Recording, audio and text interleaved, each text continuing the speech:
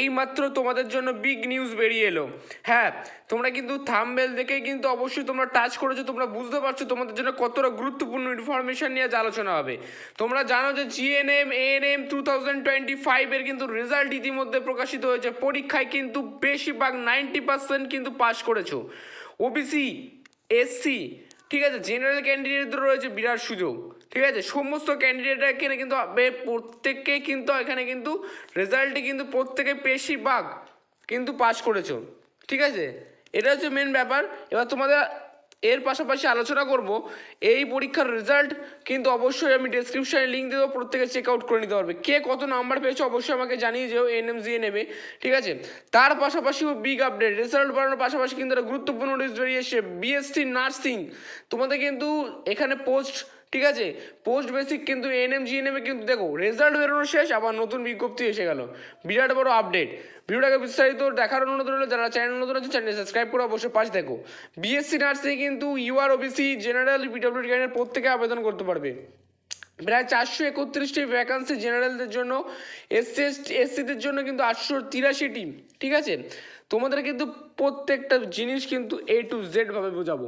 ঠিক আছে, কাজেই কমেন্ট করে নিজেদের জেলার নাম মেনশন করে দিও। ঠিক আছে, দেখো জিএনএম এর ক্ষেত্রে দেখো জেনারেলদের ক্ষেত্রে কিন্তু 763টি ভ্যাকান্সি নিয়োগ করা হবে।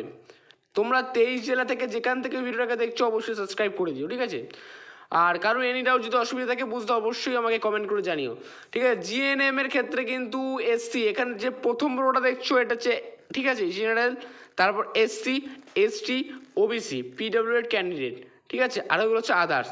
তোমরা বুঝতে পারছো টোটাল কিন্তু ভ্যাকান্সি এইদিকে 1375, জেনারেল এসসিদের ক্ষেত্রে 1500 এত, তার মানে ভিউজ প্রায় 5000 প্লাস ভ্যাকান্সিতে কিন্তু নিয়োগ করা হচ্ছে। ক্লিয়ার? জেনারেল নার্সিং অ্যান্ড, ঠিক আছে, basic BSc nursing post, basic BSc nursing course. ঠিক আছে, তোমরা কিন্তু এখানে এনি রিকগনাইজড বোর্ড থেকে 12 পাস থাকলেই কিন্তু তোমরা প্রত্যেকে আবেদন করতে পারবে। স্বীকৃত বোর্ড যে কোনো ওয়েস্ট বেঙ্গলের, কিন্তু সিটিজেন কিন্তু অবশ্যই তোমাদের ইন্ডিয়ান হতে হবে, তাহলে আবেদনটা করতে পারবে। ক্লিয়ার বলতে পারলাম? ঠিক আছে, জিএনএম এর ক্ষেত্রে higher secondary knowledge Bengali Nepali. ঠিক আছে, বেঙ্গলির পাশাপাশি নেপালিও অর্ধেক তোমাদেরকে স্পোকেন জানতে হবে, রিটেন হবে। তোমাদের general nursing and midwifery plus nursing counselling হবে, এর মাধ্যমে সিলেকশনটা হবে। তোমাদের এজ লিমিট ব্যাপারটা কিন্তু ভালোভাবে বুঝতে হবে, সমস্ত জিনিস কিন্তু ধরে ধরে আলোচনা করে বোঝাচ্ছি। ঠিক আছে, কাজে স্কিপ করবে না।